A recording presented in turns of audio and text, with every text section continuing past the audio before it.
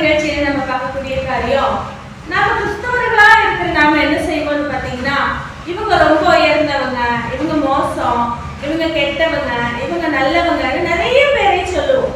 அது நம்மை அறியாம வந்துடும். ஆனா தேவன் என்ன சொல்றாரு பாருங்க, மத்தேயு புஸ்தகம் 18ஆம் அதிகாரம் 10வது வசனத்துல, இந்த சிறியரில் ஒருவனை அற்பமாய் எண்ணாதபடிக்கு எச்சரிக்கையாயிருங்கள்.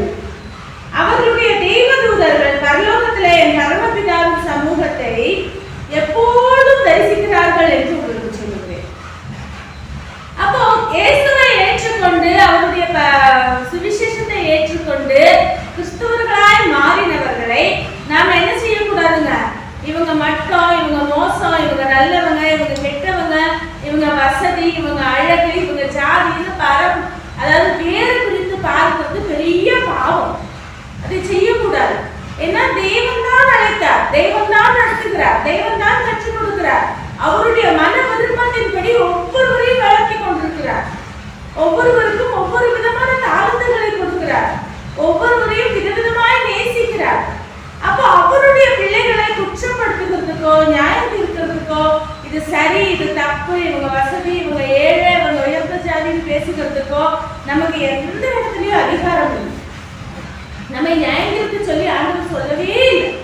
எந்த இடத்துலையுமே அவங்களையும் இவங்களையும் குற்றப்படுத்து பேசு, அந்த ஊழியக்காரங்க ஏழையா இருக்காங்க, எந்த ஊழியக்காரங்க சபையில ஆத்மா இல்லை, இவங்க இப்படி, அவங்க அழகு இல்லை, இதெல்லாம் பேசுறதுக்கு நமக்கு ஆண்டவர் நமக்கு என்ன செய்யலீங்க, அதிகாரம் தரவே இல்லை. அதெல்லாம் நம்ம செய்யவே கூடாது.